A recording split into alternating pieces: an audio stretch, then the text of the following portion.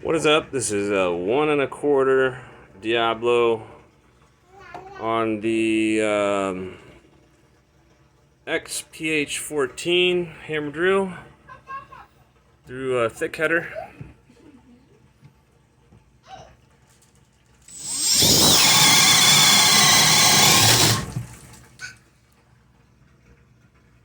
Speed, that was in speed 2, by the way. Now let's see how thick that was. Alright, so it's about a 1 5/8, slightly longer than 1 5/8. And I mean width, but that's how deep the hole is. So I don't know exactly the dimension of this board, but it flew right through it.